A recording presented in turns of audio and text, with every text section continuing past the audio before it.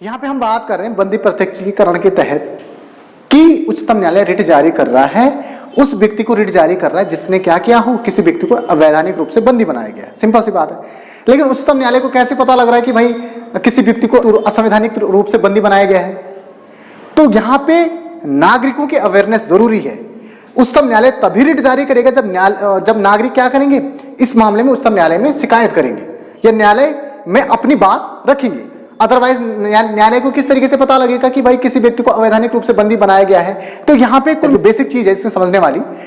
अगर कोई व्यक्ति जिसको बंदी बनाया गया है अगर वो न्यायालय में अपनी बात रखता है कि मेरे को अवैधानिक रूप से बंदी बनाया गया है, तब क्या करता है न्यायालय रिट जारी करता है उस व्यक्ति को जिसने उसको बंदी बनाया है।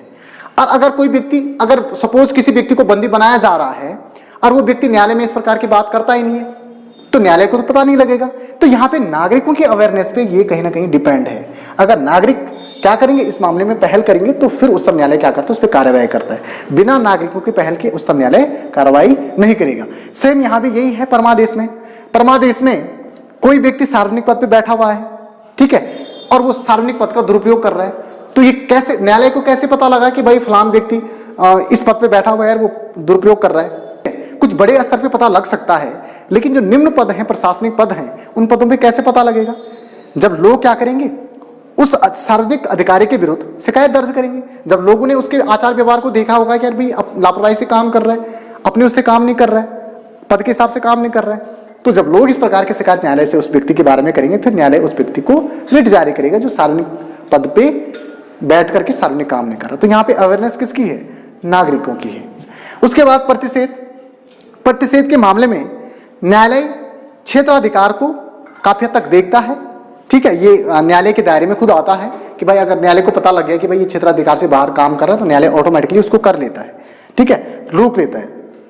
उत्प्रेषण के मामले में क्या है, या उत्प्रेषण के मामले में या तो वो अपने अधिकार क्षेत्र से बाहर काम कर रहा है, या उसने कोई डिसीजन ऐसा दिया है कि अपने अधिकार क्षेत्र से बाहर हो, तो ऑटोमेटिकली उच्चतम न्यायालय उसमें हस्तक्षेप करेगा।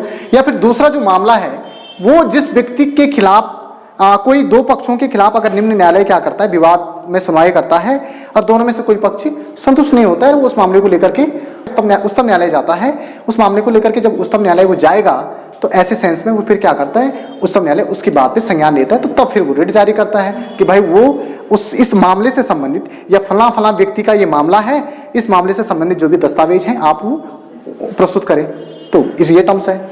उसके बाद अधिकार परीक्षा के तहत क्या है, अगर कोई व्यक्ति अवैधानिक रूप से किसी पद पे बैठा हुआ है, अब उच्चतम न्यायालय को कैसे पता लगेगा कि अवैधानिक रूप से बैठ गया? जब कोई शिकायत करेगा तो तभी तो पता लगेगा। तो यहाँ पे नागरिकों के द्वारा जब शिकायत की जाएगी कि भाई ये व्यक्ति गलत तरीके से इस पद पे बैठा गया है, तो फिर उच्चतम न्यायालय क्या करता है, उस पर संज्ञान लेता है। तो यहाँ पे समझने वाली बात है कि ये रिट मौलिक अधिकारों के जब हनन हो रहा है, तो इस संदर्भ में जो उपचार न्यायालय के द्वारा प्रस्तुत किए जाएंगे वो व्यक्ति की जागरूकता पे ही निर्भर है।